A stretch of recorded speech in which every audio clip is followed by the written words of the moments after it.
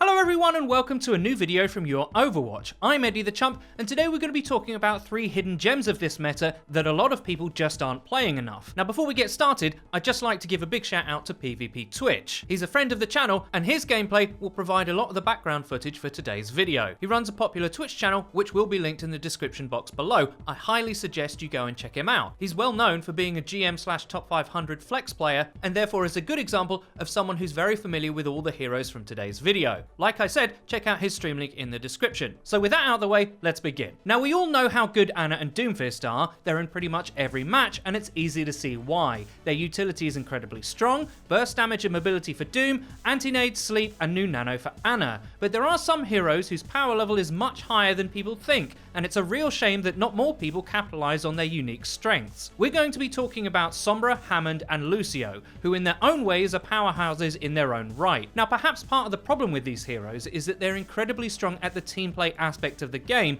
which in solo queue can be absent somewhat. They're also, in the case of Hammond and Lucio, quite difficult heroes to play well. Yes, I just said Lucio is hard to play, and it's true. We'll get into all the details in just a moment, but I want to make it clear, what we're talking about is value that with a little knowledge and practice can be devastating and that too many people leave unused. Hammond. Wrecking Ball is incredible on the live patch, and it's a real shock, at least to us, that he's so underutilized. The new meta we're in is a bit undefined currently. Previously we had double sniper, or multiple iterations of dive, but now we're in an interesting control meta, where the huge plays often come from big abilities landing, and the key is in making space for those abilities. Wrecking Ball fashions the most literal form of space, as he knocks around the enemy and isolates targets. Though this playstyle takes a lot of practice, and can be quite awkward to learn, often verging on the line between devastating and feeding, when mastered you can help unlock far more value out of the strongest hero in the meta right now, and that's Ana. Because Hammond disruption plays are so good at manipulating your enemy's positioning, this creates throwing lanes for money anti-nades which can win entire fights on their own. Not to mention as well, because there is a lot of durability in the game, you often need to stack abilities on top of each other to have a hope of focusing things down. Despite Hammond not shielding for his team, his ability to aid in confirming kills with Pile Driver increases team damage and focus fire to a great degree when capitalized on. And just like everything else that's really good in this meta, these disruption into ability combos are quick to get their value. The hard part is, most players either don't know how to play Hammond or worse, don't know how to play with one on their team. Because he's still quite new and good Hammonds are quite rare, there's a bit of a knowledge and experience gap, but that's something we're looking to remedy with upcoming guides. Our quick advice is to either consider him a main tank and expect him to be the tip of the spear of your attack to make space, or simply assume he's a DPS, then build your team comp accordingly, assuming he'll be off doing his own thing most of the time, which he's very capable of doing. The trick to using him as a main tank is when you get good enough at his movement to constantly manipulate the enemy's death ball, either to physically boot them away from your team,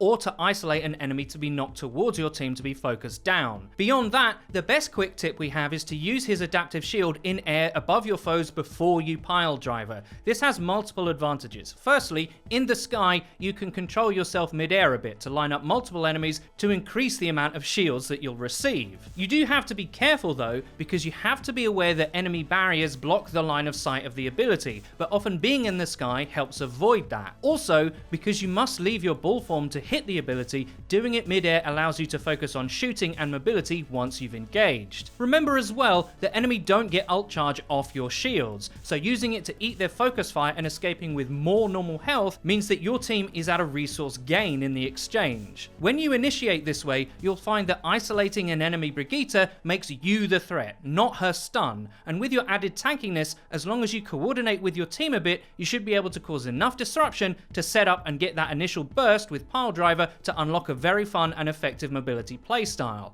It's really strong when done right, and because it's so rare, you'll catch a lot of people out as they won't know how to play against it. Sombra. Sombra has abysmal pick rates and community confidence in her, despite being one of the most powerful heroes since the inception of this patch. This is likely because, similar to Hammond, it can be tough to know what kind of playstyle to expect from your Sombra teammate. The beauty is, as long as you understand a few basics and the Sombra player doesn't overcomplicate her play, you can unlock a seriously devastating playstyle. So, let's begin. It seems a lot of players haven't fully come to grips with how the new Sombra should be played and are holding true to a style that is outdated for her current form. Quickly, here's a few key things to note. 1. She's less mobile than before, despite being more stealthy, so because of that, you cannot make positioning mistakes and stay out of fights for too long. 2. You don't have to overcomplicate getting hacks. If there's a key target to focus, fine, but generally speaking, being closer to the fight and farming tanks most of the game will work because number 3, the biggest thing you should concentrate on is building EMP and using it effectively. Infinite stealth makes EMP more guaranteed, so you have to build it fast. Now how does one accomplish this? We think the problem is many players think Sombra should be diving the backline,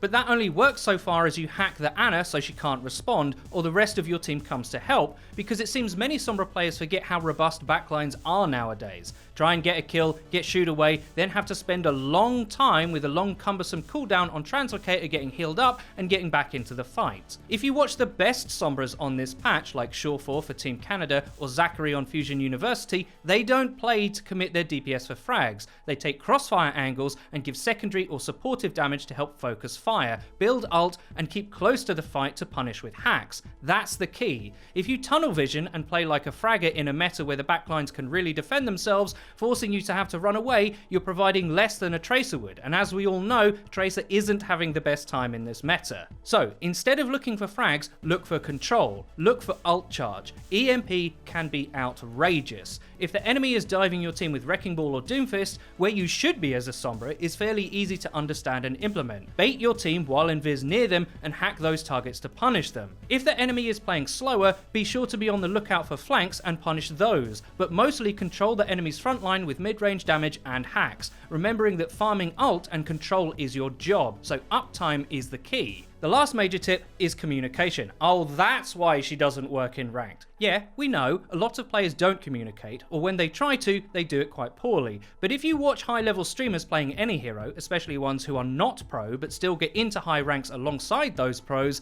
they always have good basic comms. Telling your diva to easily launch a self-destruct directly at the enemy team, then EMPing before it explodes, or giving scouting information on the movement of the enemy team before a fight starts, or at the very least, making sure you hack something your team can actually fight and calling out who that hack is on. All of these things will drastically increase your effectiveness with one of the most underrated heroes in this meta. Lucio. Lucio. Possibly the most misunderstood hero in the history of Overwatch. It's a bit of a meme, us talking up Lucio, but we've done it for very good reason. If you've been a fan long enough, you know that prior to the Mercy meta, we advocated for Lucio's strength over and over, and well, guess what? The meta shifted again and he's back in a big way, or at least he should be. We're still surprised at how most of the community thinks he's a bad pick, despite the straight fact that he's actually one of the most needed heroes a huge percentage of the time to deal with whatever issue you're facing. The problem is, he's actually very hard to play. Yes, we're serious. He counters all manner of things, but if you don't treat him like the support version of Genji and respect the mechanical cost it takes to play him properly, you're probably outputting half as much as a Lucio main would. All of these issues consolidate around Lucio, as he doesn't feel like he's doing much unless you're really good with him, but at the same time, you often need him. So here's a plea. Overwatch players. Lucio is a fun and pivotal hero to competitive Overwatch play, and we implore you to invest the time in learning the tricks of the Reddit Lucio trade.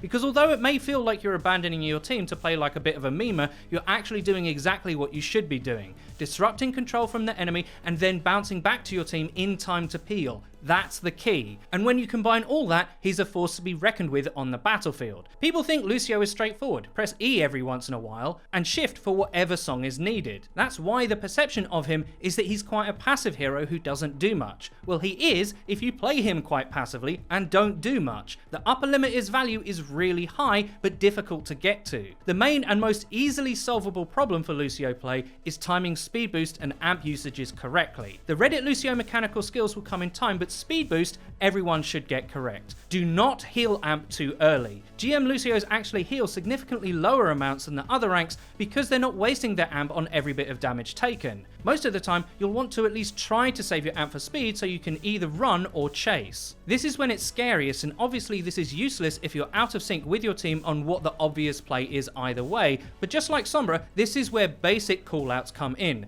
W Ryan, W swing fam! While we're talking about Ryan, there's a massive misconception concerning his combo with Lucio, or rather a lack of need for it. It's quite common for people to say you don't need a Lucio with a Ryan. Wrong. Speed boost on Rein preserves his shield and gets your team past damage rather than hoping and praying healing will save you, which is a very matchmaking approach to play. How many times have you played Horizon or Anubis A and just walked into Junkrat spam slowly? I bet it's going to be quite a lot. This is actually totally unacceptable play and quite needless. Think on this. Faster heroes are harder to hit. You won't need as much healing if you're taking less damage. Speed is also amazing on offense. Let's go back to Rein quickly. Many Reins stand still in place in a prolonged poke phase, seemingly forever. But say for example, when the enemy have used crucial cooldowns like both their Zarya bubbles, using your own to press W mouse 1 with speed boost can totally bully the enemy team and confirm kills. You'd be amazed at how key this is, against anything really, but especially slower, squishier heroes on the ground who thought they were in a safe position to all of a sudden speed boost gives nitrous oxide to Rein's armor and he's barreling down the lane to triple swing you. Nobody wants to get repeatedly bashed by Rein's hammer. Lucio is a way of getting that hammer cleave damage into play much more effectively. But it's not just Rein, it combines with all sorts of other offense as well.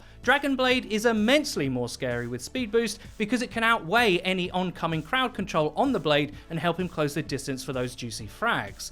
Doomfist 2 loves increased speed, especially after he's burned a few cooldowns and needs to dodge the enemy's punish. Ana loves speed because although Brigitte defends her quite well, she actually doesn't make as much space as Lucio, who can flat out help reposition the Ana and boop away pursuers. Most importantly though, you have to remember this is all with good Lucio movement, which allows you to be anywhere you want or need to be quite quickly. Whereas if you compare that to Brig, she can get out positioned. This is why often Brigitte is played with a Lucio at pro play, because when they're paired, they just enable teams to run over their opponents. We've discussed this meta being about control of space and getting those big abilities off. Most of the time, you want a Lucio in this context because he's the best at providing exactly that. Honourable mention, Roadhog. Now Roadhog was hinted by Big Daddy Jeff to be getting a buff soon, so we look forward to seeing what that is, but in the meantime, although it's true Hog is weak against armour and a bit too unreliable in comparison to the other tanks on offer, we do think he's a bit underrated because quite often a Hog swap